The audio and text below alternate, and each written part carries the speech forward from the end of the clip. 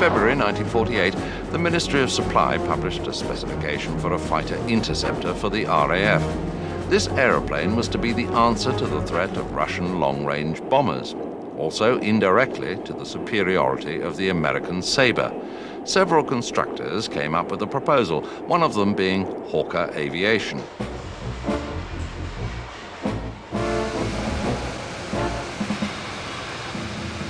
At that time, the chief designer was Sidney Cam. This man of genius was already responsible for a number of successful fighter designs. His first was the Hawker Signet, a light aeroplane that first flew in 1924. It weighed no more than 375 pounds, which isn't even the weight of a modern drop tank.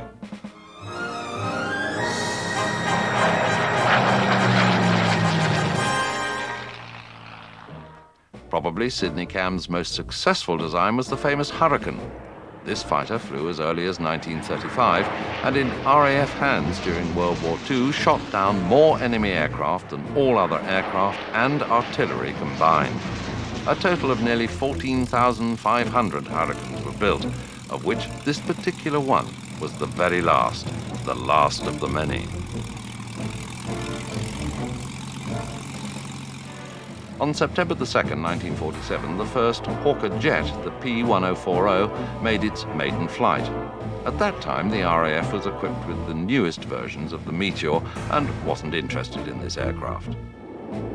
The Navy, however, was still looking for a jet fighter for carrier operations and decided to buy the P1040. Christened the Seahawk, the P1040 was popular in the Royal Navy and some foreign navies, such as the Dutch Marine. A total of over 550 Seahawks were built.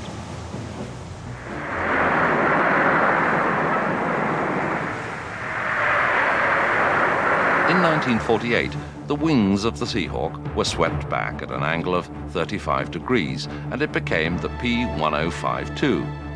The first all-swept Hawker design was the P1081, the first time a straight-through jet pipe was used instead of the forked jet pipe of the 1040, but the engine itself was still the Rolls-Royce Nene of the first P1040 prototype. On July the 20th, 1951, the P1067, the prototype of the Hunter, made its first flight. A total of 3 prototypes were built, 2 powered by the brand new Rolls-Royce Avon, the third by the Armstrong Siddeley Sapphire. After a time, the first prototype was equipped with an Avon RA7R, the R standing for reheat. In this configuration, Hawker had a go at the world speed record. Until then, the world speed record was held by an American at a speed of 715.75 miles an hour with a standard production Sabre. Neville Duke pushed the record to 727.63 miles an hour, but his wasn't a standard Hunter. It had a new pointed nose cap and more streamlined outer windscreen. And no other Hunter would ever be powered by an afterburning Avon, as fuel consumption was far too high and fuel capacity too low to give the aeroplane any operational endurance. But more important than the speed record was that the Hunter was the first British aeroplane to break the sound barrier in a shallow dive. To emphasize their advance, Hawker test pilots took pleasure in aiming sonic booms at the factories of their rivals, de Havilland and Supermarine, where development was proceeding on the DH-110 and the Swift.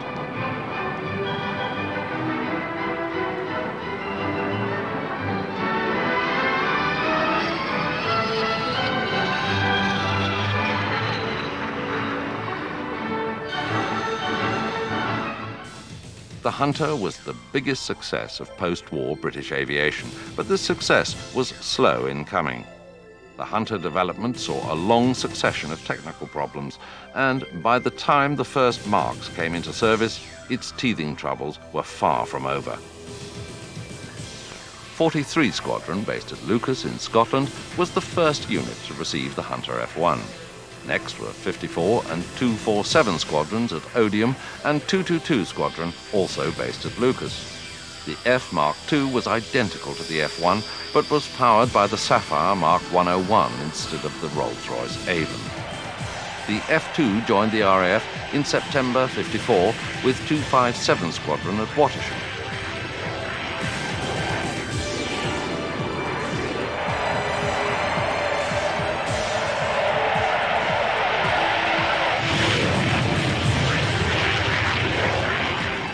The Avon was the first Rolls-Royce built axial flow engine, and like the Hunter, its development was long and difficult. It's a mystery why Hawker preferred it to the Sapphire, which was more powerful and technically more sound. It wasn't until the new Avon 200 series in the F6 that the Hunter got the engine it deserved. In 1952, NATO decided to sponsor the acquisition of a modern European fighter. An American team of pilots, among them Chuck Yeager, evaluated the Hunter against the RAF's favorite at that time, the Supermarine Swift. I think the Hunter was obviously more maneuverable because it had a low wing loading and a very good thrust-to-weight ratio. The Swift went in for reheat system, and they had very major problems. Indeed, one with longitudinal control, two with surge problems with the intake engine combination that they were using. And its maneuverability at altitude left quite a lot to be desired. It was evaluated and did not get very much popularity. As a result of the evaluation, the United States sponsored the acquisition of some 950 Hunter F-4s, which would enter service with the RAF and Danish Air Force. But most of these aircraft were to fly with the Belgian and Dutch Air Forces. Production lines were set up in Belgium and in the Netherlands, where the F-4 and later the F-6 would be built under license. In Belgium, the Hunter flew with 3 wings, including the 7th at Chièvres, where these shots were taken.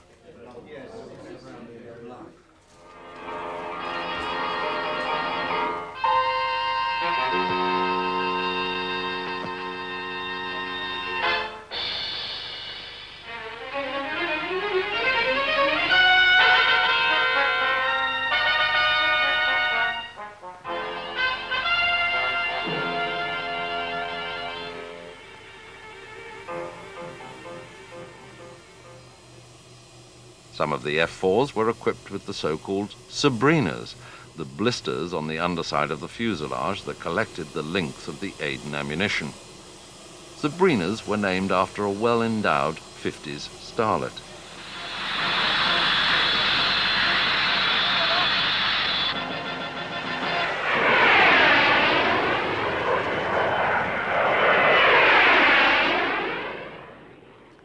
Development went on until the early problems were solved. The wing's leading edges were redesigned, and the wing itself got a number of hard points, allowing external tanks to be carried as well as an impressive array of weapons. New external stores were tested on the Hunter, such as the Fairey Fireflash air-to-air missile, which wasn't accepted, or the drain pipes that came into operational use on the F-6. Another development was the 2-seater. When the RAF decided to replace its Vampire T-11s, Hawker proposed the 2-seater as an advanced trainer. In 1959, we wanted to put the Hunter 2-seater on the map as an ideal advanced trainer. The board were persuaded to put a powerful smoke installation on the aeroplane so that we could accentuate various maneuvers. But in particular, we wanted to demonstrate the spin and spin recovery characteristics of a swept-wing aeroplane. This was the first time that this had been done in a public display. And now an aerobatic high spot. Bill Bedford, Hawker's chief test pilot, takes up to Hunter 66A. My display consisted of low-level aerobatics, followed by a high-speed flypast, then pulling up to 18,000 feet with a smoke on, and at the top, pulling the stick hard back, full opposite rudder, full out spin aileron, and the airplane carried out 1 or 2 flick maneuvers before settling down into a steady spin, coming down at some 24,000 feet a minute rate of descent.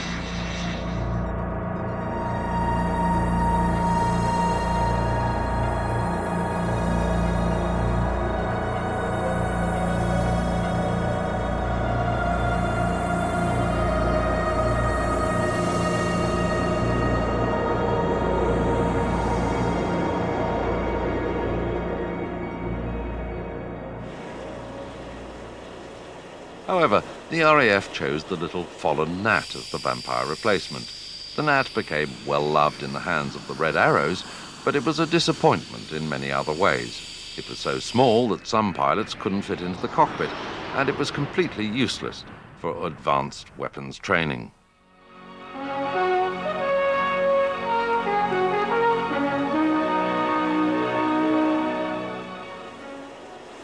Eventually, the RAF bought the Hunter T7 for its tactical weapons units.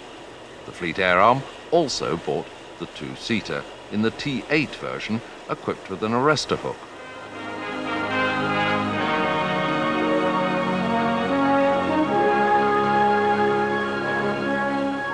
All ready to go. New start up. Low pressure cock on. Throttle closed. High pressure cock on. Master bar on. Press starter button. The T7 was powered by the Avon RA-21 Mark 122.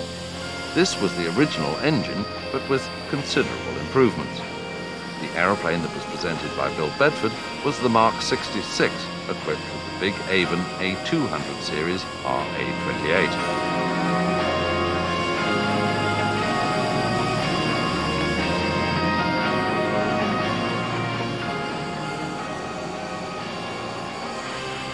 Dunsfold Tower, Hawker 7. Takeoff clearance, over. Hawker 7, Dunsfold Tower, you're cleared for immediate takeoff. Check RPM and JPT. Brakes off, open to full throttle. The T7 was based on the F4. Hawker had designed the two-seater in such a way that only the front fuselage differed from the fighter, the rest of the airframe being identical. In that way, Hawkers could rebuild the fighters into trainers.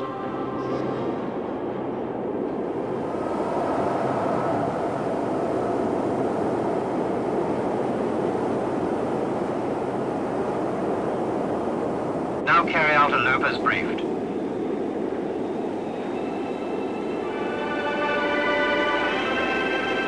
Three and a half G, that's about right.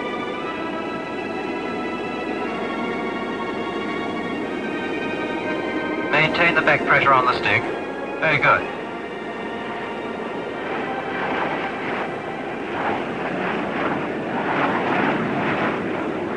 We are now at about 40,000 feet. I'll show you a spin to port. Full left rudder, stick hard back and outspin aileron.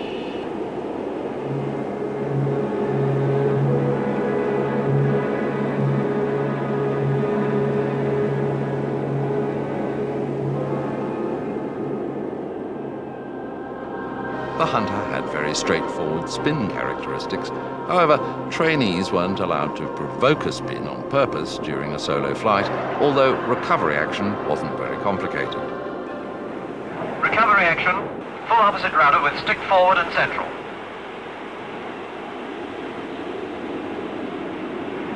We'll do some more next sortie. Now take me back to base. Speed reduced to 230 knots. Lower flaps and undercarriage. Give the tower a call. Dunsfold Tower, Hawker 7, finals. Hawker 7, Dunsfold Tower, clear to land.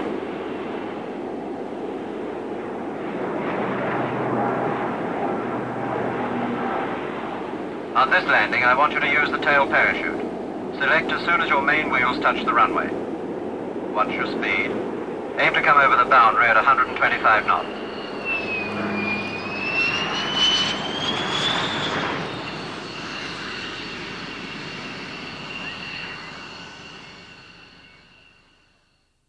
The main advantage of the Hunter trainer over the Gnat was its suitability for weapons training. The aircraft could be equipped with 1 or 2 Aden cannons, and it had 4 wing pylons using most of the weaponry that was representative of most of the fighters of that period.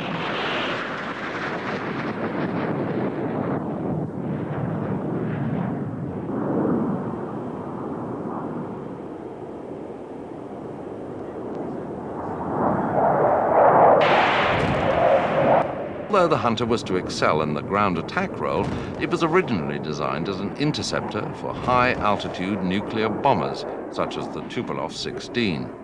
That's why it had the 4 Aden cannon. One single burst from these extremely powerful cannon made the pressurized bombers blow apart. But the power of the cannon posed a number of problems on the Hunter itself. Apart from those already mentioned, another one appeared. When the Adens were fired during a long salvo at altitude, the nose of the aeroplane dipped because of the tremendous recoil.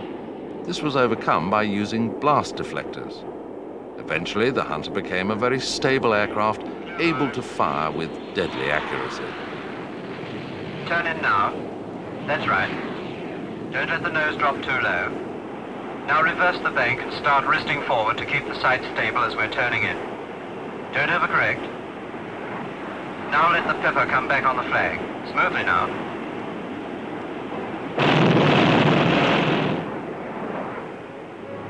Red 1, turning live.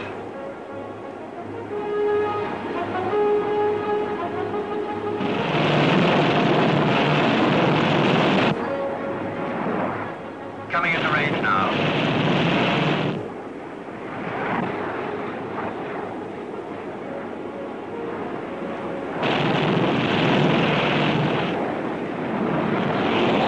Didn't look too bad.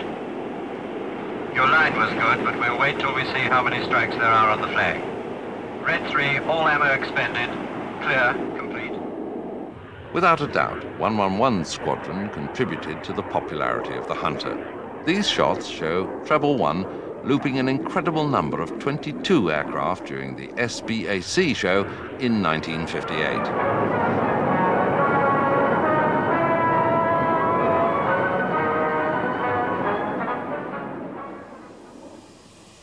111 Squadron at North Weald was one of the first squadrons to receive the F-4. 2 years later, the F-6 came along, and it was on this mount that the famous aerobatics team, the Black Arrows, was formed.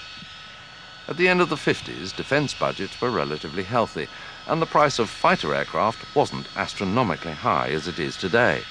That's why the RAF was able to put on massive flying displays, which were typical of the period. Now it's almost impossible to imagine a display team composed of 9 frontline fighter aircraft.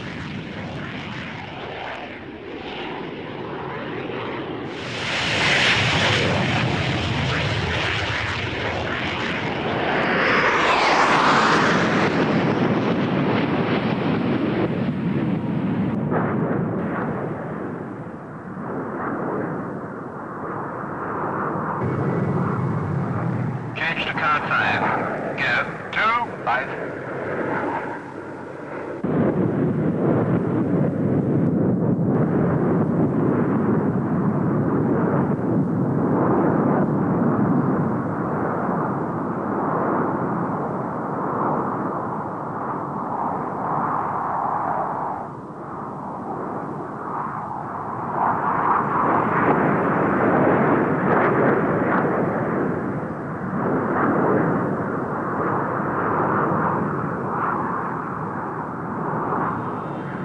Change to box.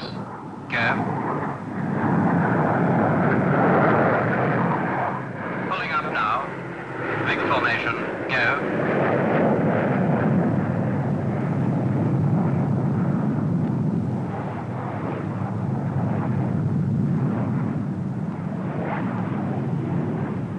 Thanks to its agility, its thrust-to-weight ratio, and its stability, the Hunter was well suited to formation aerobatics.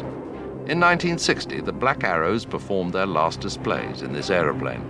Until recently, the Hunter was still flown by an aerobatics team, the Patrie Suisse.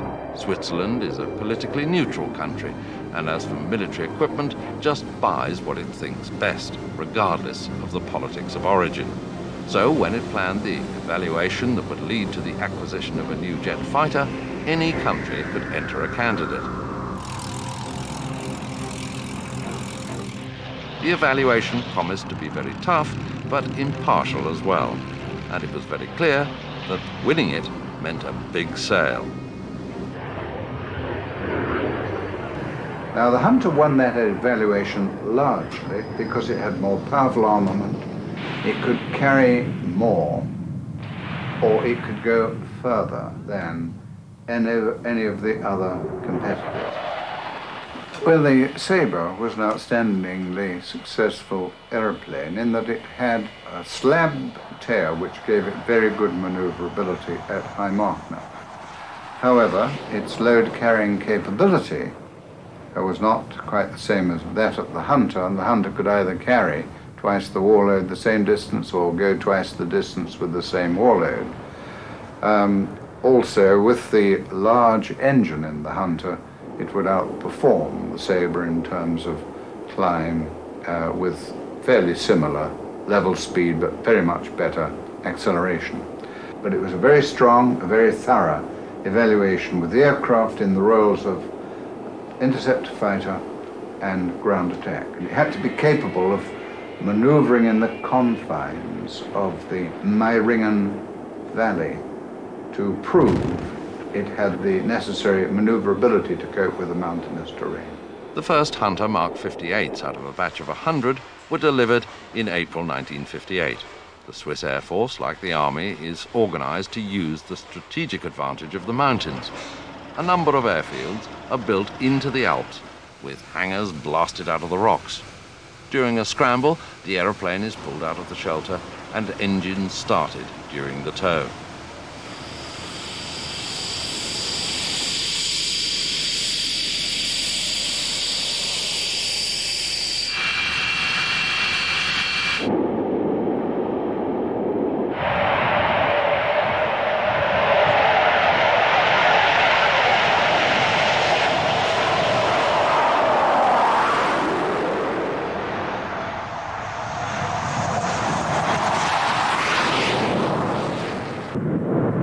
Flying in the mountains is extremely difficult and dangerous, but for a pilot who knows what he's doing, it provides a number of important advantages. During a ground attack, for instance, he can pop up from behind a mountain at the very last moment, fire, and disappear behind another one before the enemy have had time to return fire and before surface-to-air missiles can get a good lock-on.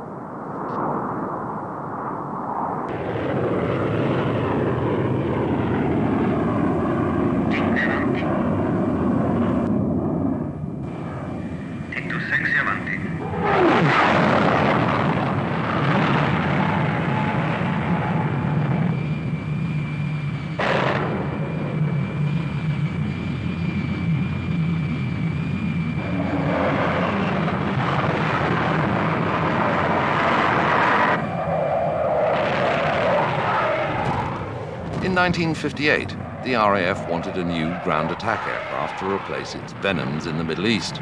They originally wanted a cheap aircraft, such as the Gnat or the Jet Provost, but it was the Hunter that won an evaluation at Aden, which resulted in an order for 102 F-6 Hunters.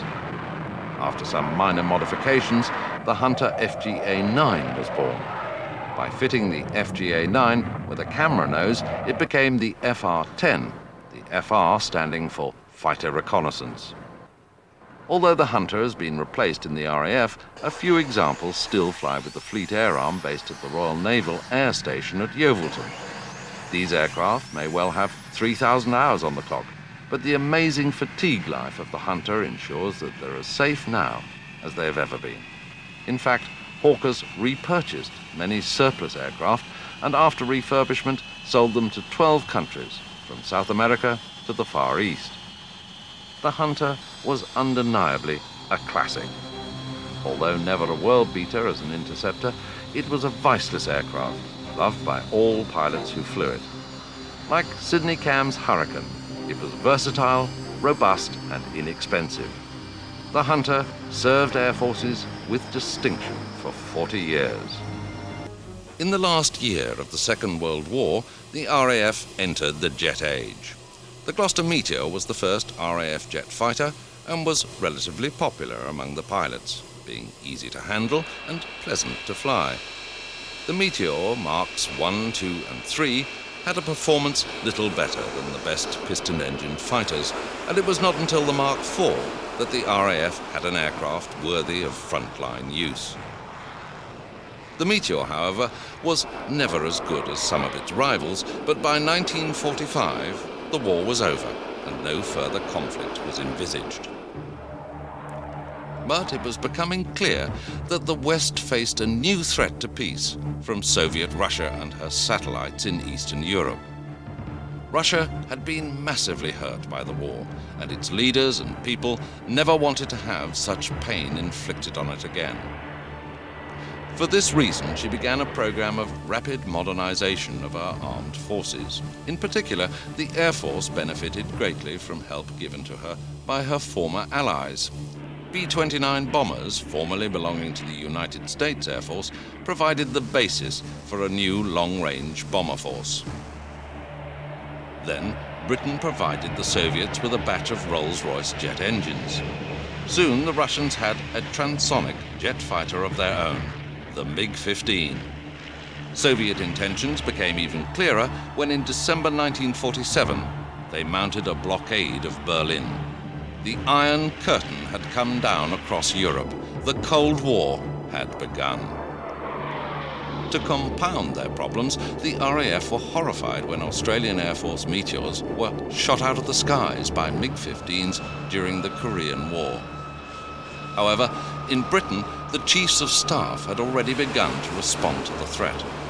An order for the North American F-86 Sabre had been placed to fill the gaps in the country's air defences, while new British-built swept-wing fighters were being designed. Like the Sabre, they would be capable of even greater transonic performance. At the same time, Britain's first jet bomber, the Canberra, began its flight testing. The Canberra was built by the English Electric Company under the leadership of Chief Engineer Teddy Petter. The Canberra had been specified as a replacement for the Mosquito. However, it became clear during the design process that this aircraft would have superior performance to all of the RAF's current fighters. It was capable of flying at 55,000 feet at almost 600 miles an hour, well beyond the range of any interceptors. Whitehall was not convinced. In the fullness of time came the summer exercises, whereby traditionally Bomber Command would set up attacking forces coming in from the Low Countries to be intercepted by the fighter defences of this country.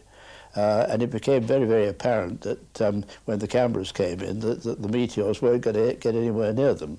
And progressively, the Canberra force was ordered to come lower and lower and lower until the Meteors could actually catch them.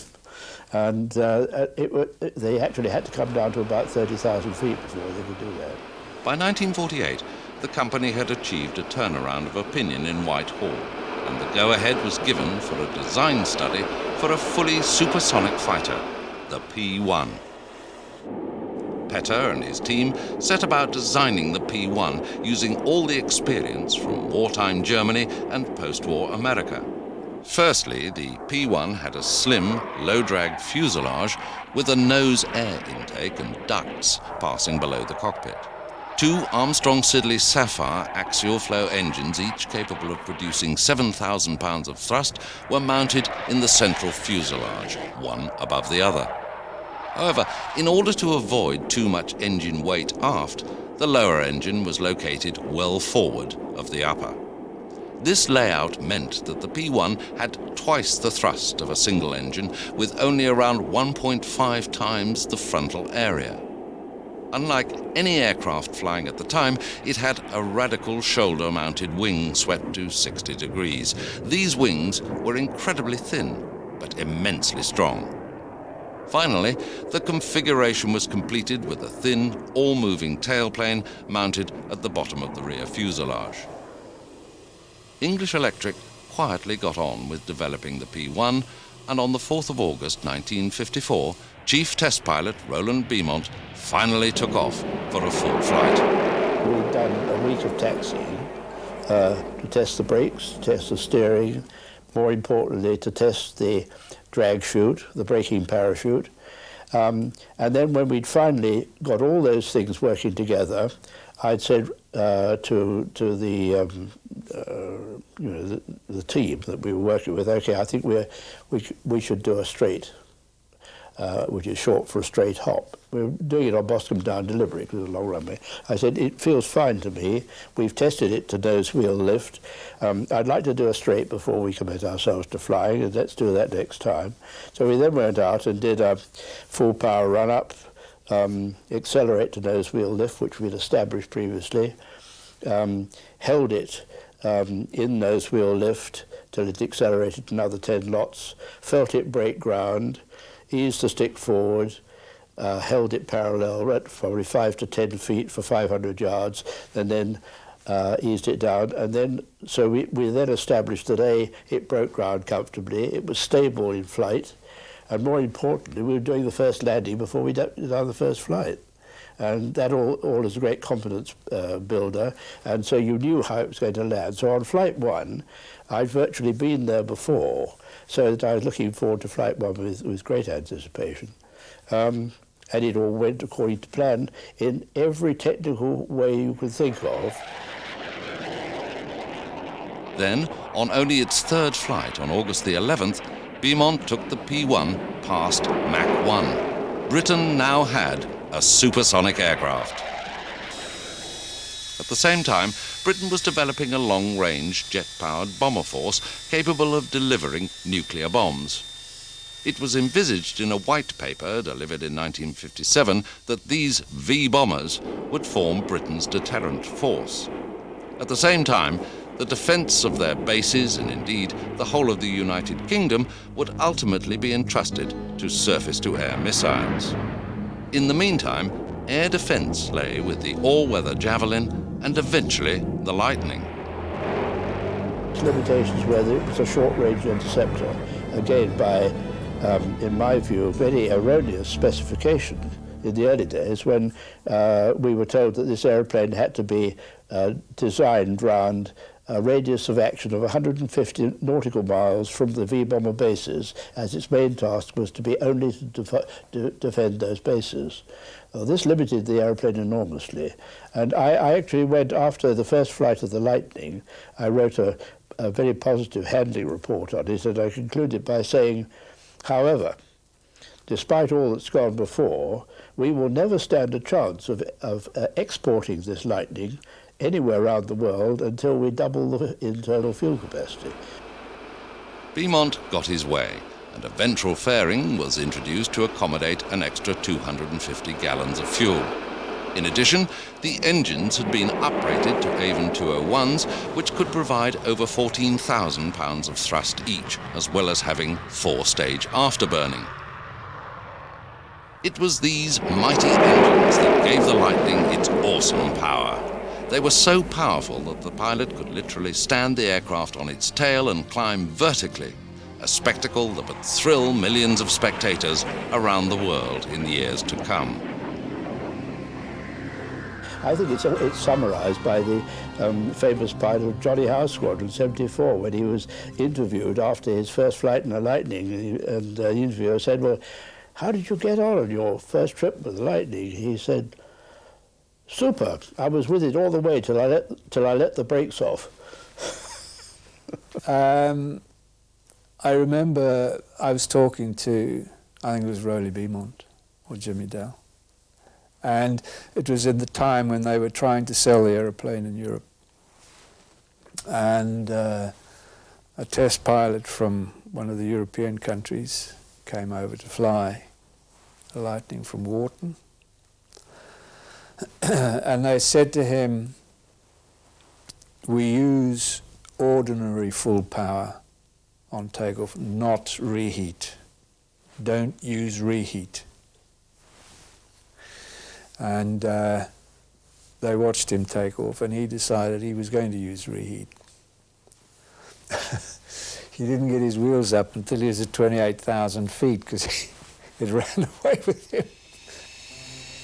This The P-1B was essentially the aircraft that went into production in October 1958, designated the Lightning F Mark I. By now, the aircraft was equipped with twin Aden guns. Also, because it was assumed that the only role for the Lightning was to shoot down attacking bombers, 2 new Firestreak air-to-air missiles were mounted on pylons low on either side of the nose.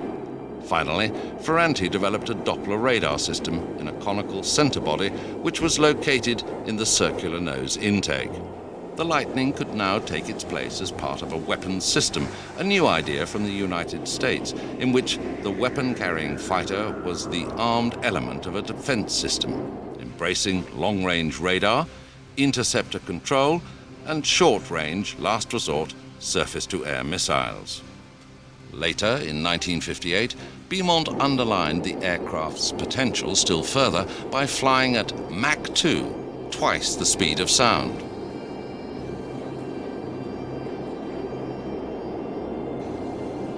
The first squadron to receive the Mark I in June 1960 was No. 74 Tiger Squadron at Coltishall, under the command of squadron leader John Howe.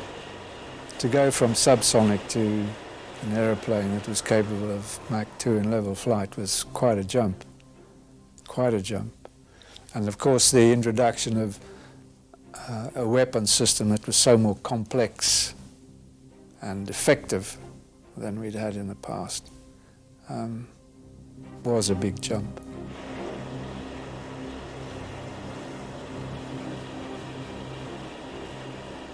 The intention was to gain experience in integrating a supersonic interceptor into Fighter Command's key Eastern Sector defense structure. The task was enormous, particularly on the ground crews, who had to keep these complex new fighters serviceable.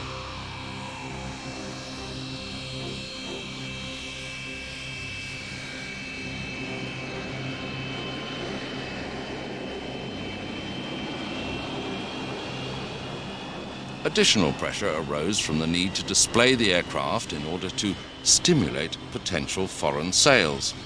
74 Squadron were ordered to have a 4-ship display team ready to fly every day at the Farnborough Air Show in September of that year.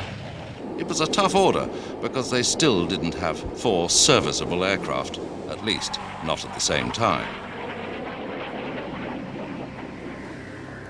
But I worked out that to train a formation aerobatic team of 9, I only needed 3 aeroplanes, because nobody has more than 1 between him and the leader. So if they could give us 3 to train for formation aerobatics, I could work up the team, and the other aeroplanes would provide the operational training for the conversion. Come September, 74 was there, ready to impress the crowds at Farnborough.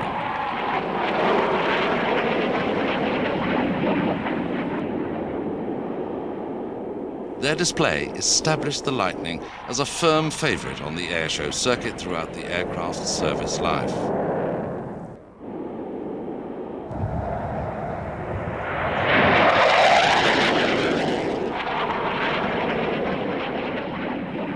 Apart from their display commitments, 74 Squadron were having to perform their role as a frontline squadron in Britain's defence.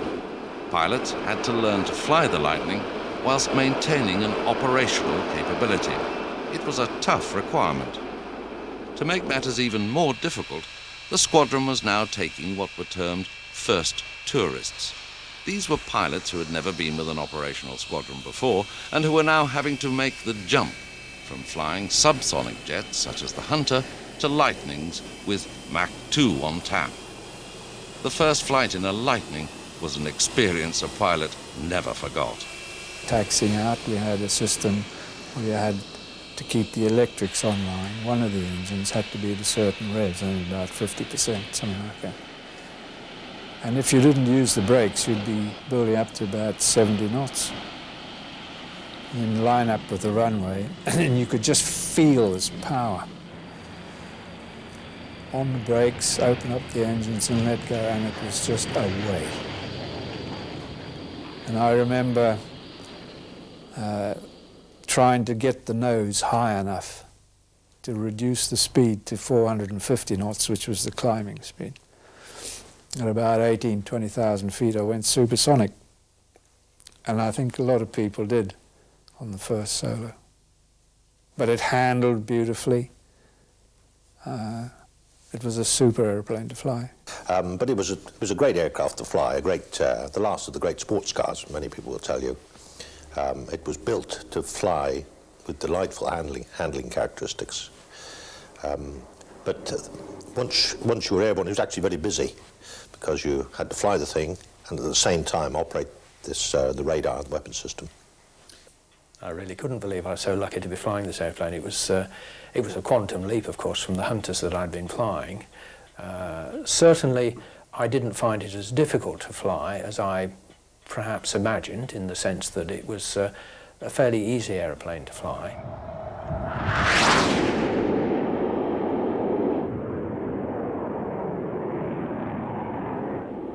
The Lightning's Achilles heel, its lack of endurance, was a constant concern, and the aircraft would have proved totally inadequate had it been necessary to reinforce RAF commands overseas. But the technique of in-flight refueling had been perfected, aided by an availability of Valiant and Victor bombers converted to do the job. Progressive development continued, resulting in the Mark II in July 1962, with full variable afterburning Avens, as well as an autopilot and steerable nosewheel. This was followed by the Mark III. The Lightning F3 marked a major turning point in the Lightning's development. Firstly, it had a broader, more angular fin flattened at the top. It also had a kinked and cambered wing edge, which was flatter at the end than before. But perhaps even more significantly, the Lightning F3 had no guns. The Firestreak air-to-air missile had been developed so that it was now fully integrated into the aircraft's guidance systems. Big mistake to drop the guns. I think every fighter pilot would tell you to drop guns from a fighter airplane, yes. And certainly we all felt that that was a big mistake. And of course it was redressed in when the Mark VI came into service and they put them in the pack. But again, it was a problem of space in the aeroplane. If you put a bigger weapon system in, a bigger radar with lot more black boxes, there just isn't room for guns. And that was the problem, I suspect. Data, primary 36, secondary 9, mission number 74, scramble, scramble, scramble, acknowledge. This was the era of the QRA, or Quick Reaction Alert. This meant that aircraft and pilots were kept in a state of readiness so that, should intruders be spotted, the Lightnings could be scrambled to intercept them.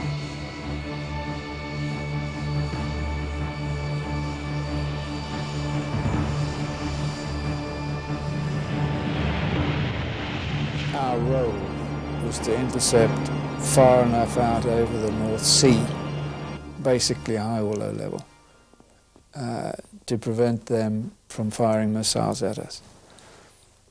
That did not require long range.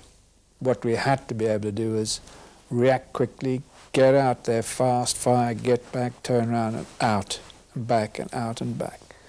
The Lightning Force was much better looked after in the sense that we did most of our QRA from crew room readiness initially, and then eventually, of course, they built the QRA sheds where you were very well looked after. The aircraft was covered, catered for, you had sleeping facilities, so it became quite a pleasant environment in that, if you can call sitting QRA a pleasant environment, because of course for quite a lot of, for the time you're on QRA, you're dressed in your flying kit, and when you're wearing an immersion suit, you know, that wearing it for a lengthy period, it becomes fairly exhausting.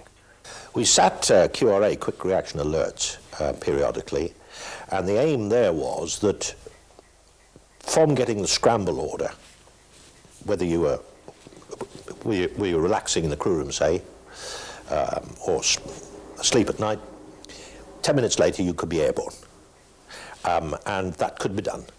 There was no doubt about that. The aircraft, the longest thing was getting into your kit, so you kept your kit on, and then you ran out to the aircraft, pressed a button, the hangar doors opened, front and back.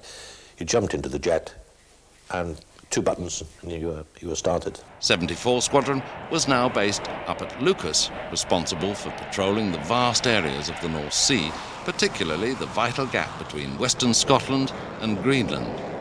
In 1966, 74 Squadron replaced its F3 with the new F6. Firstly, the pilots got their machine guns back, for the F6 could carry combinations of armaments in special packs.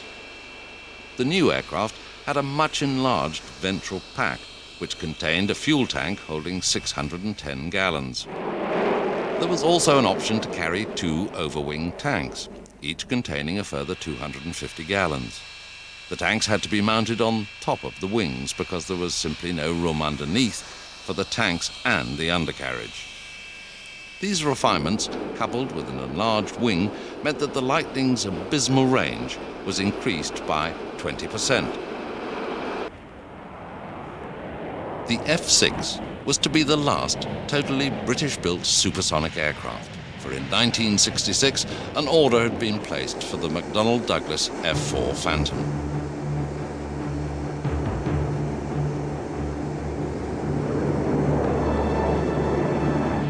Whilst the aircraft design was already 14 years old, it was well proven in combat in Vietnam.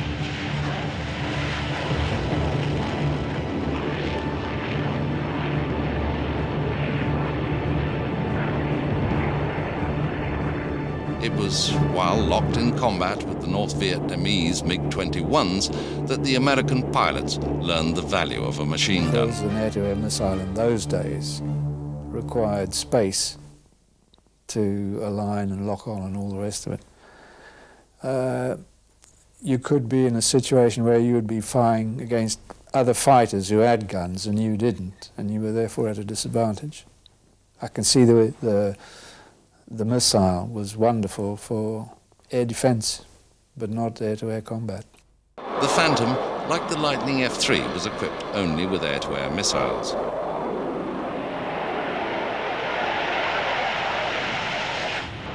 The MiG-21, which was, in many respects, a Russian Lightning, was far more maneuverable and could turn in tight enough to shake off the missile.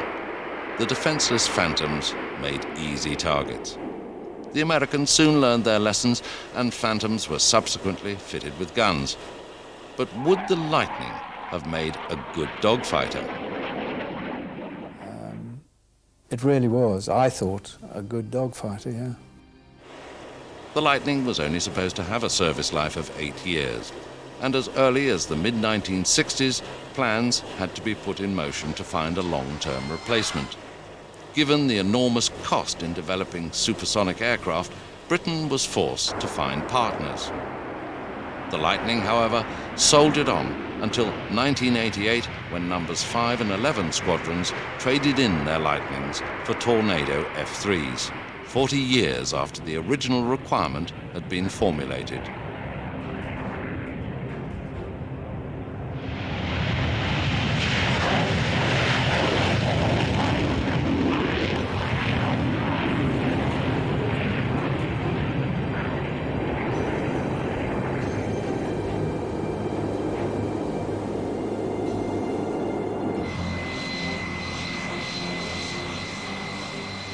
The Lightning, which was created at the beginning of the Cold War, had survived to witness its conclusion. Today, the Lightning is remembered for its blistering performance, a performance that even some of the most advanced fighters in the world cannot match.